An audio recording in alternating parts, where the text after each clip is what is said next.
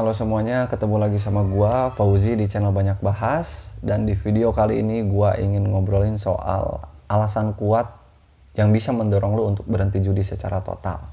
Dan kurang lebih gua merangkumnya menjadi 4 alasan. Dan lo harus tonton sampai habis biar lo bisa mengerti informasi ini secara utuh dan gak terpotong-potong. Dan alasan pertama yang harus lo miliki untuk berhenti judi online adalah alasan material. Maksudnya adalah lo harus lihat secara jelas. Lo harus lihat faktanya, lo harus lihat datanya secara rinci. Seberapa banyak materi yang udah lo keluarkan, seberapa banyak kerugian lo, biar lo tahu dengan mata terbuka lo melihat bahwa kerugian lo ini udah di luar batas. Biar pikiran lo tertrigger bahwa kekalahan lo dari judi udah gak bisa dikembalikan, udah gak bisa dibalas dendamnya. Mau lo deposit untuk dapat jackpot, dapat max win juga akan percuma.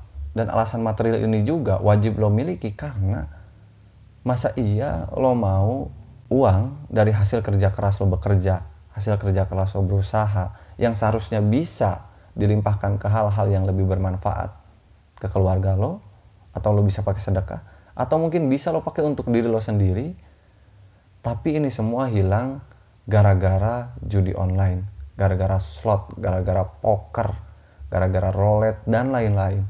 Jadi alasan pertama yang harus kuat, alasan basic adalah alasan material.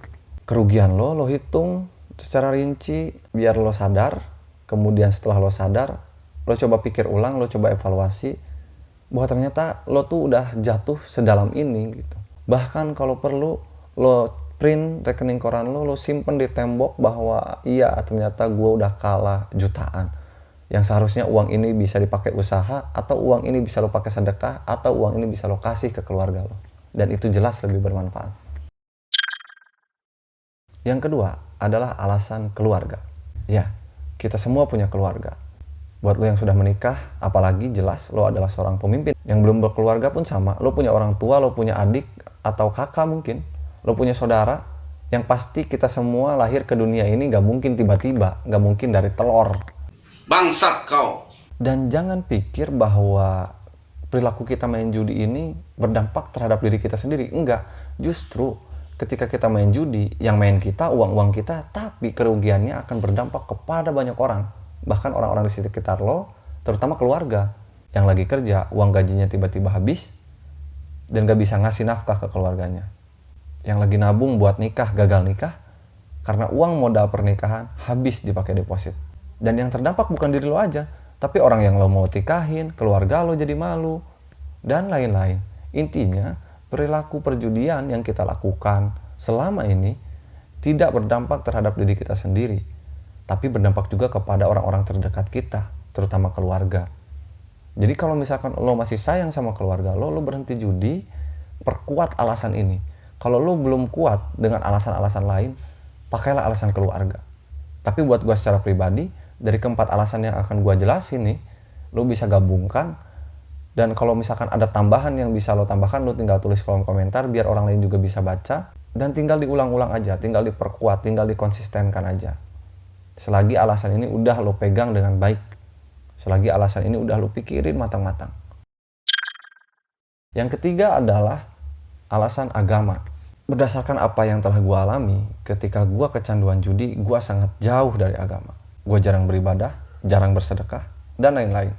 Itu jujur. Dan gue rasa mayoritas orang pun melakukan hal yang sama. Mayoritas orang-orang yang kecanduan judi itu sangat sulit untuk dekat kepada agama. Karena ya pikiran kita dan hati kita tuh udah kecantol sama judi online. Udah terlanjur terjerumus, tenggelam, sehingga akhirnya sulit untuk berenang keluar gitu ke permukaan. Dan mencari hidayah atau mencari petunjuk. Susah banget. Tapi bukan berarti gak bisa kan. Dan gue juga sempat baca di kolom komentar, kalau gak ada hidayah, ya susah. Yang judi tetap bakal judi. Yang mau gue garis bawahi adalah hidayah itu nggak datang tiba-tiba.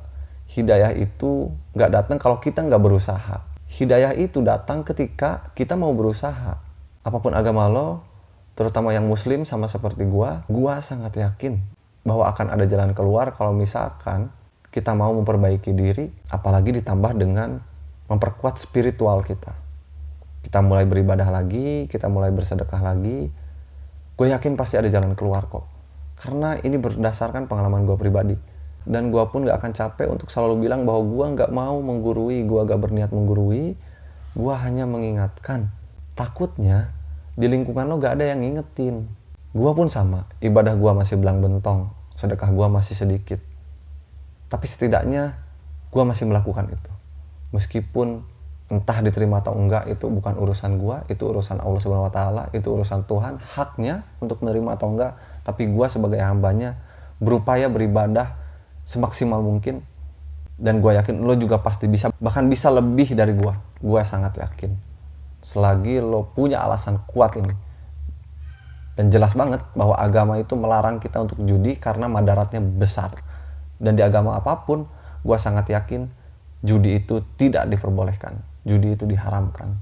Dan gue juga udah cek ke teman-teman gue yang non-muslim. Dan ternyata benar.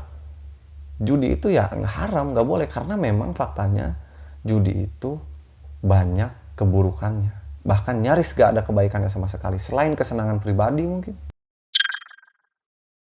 Yang terakhir adalah alasan diri lo sendiri. Masa iya lo gak sayang sama diri lo sendiri? Masa iya lo gak mengenal diri lo sendiri? Dan gue sangat yakin, bahkan ketika pun lo udah mengenal diri lo, tapi lo kecebur sama kecanduan judi, gue yakin lo akan hilang. Lo merasa gak kenal diri lo sendiri, dan lo harus kembali berkenalan dengan diri lo. Karena judi ini bikin hancur pikiran dan hati kita, bikin hancur fokus kita, dan kesungguhan kita, mentalitas kita. Itu semua bikin diri kita buyar. Kita gak tahu mikirin apa, kita nggak tahu harus gimana, dan kita kehilangan jati diri kita. Dan PR yang paling besar adalah menemukan itu kembali. Menemukan siapa Fauzi sebenarnya, menemukan siapa lo sebenarnya. Dan bagaimana seharusnya lo berbuat sebelum lo kenal judi, dan setelah lo kenal judi, lalu sekarang mau apa? Apa kalau mau berdiam diri di lingkaran ini atau enggak? Dan gue sangat yakin lo pasti masih sayang sama diri lo sendiri. Gue yakin lo masih mau bangkit. Dan 4 alasan kuat ini wajib lo kombinasikan. Materi, keluarga, agama, dan diri lo sendiri. Gua mengurutkan ini bukan berarti agama ini lebih rendah atau bagaimana, enggak.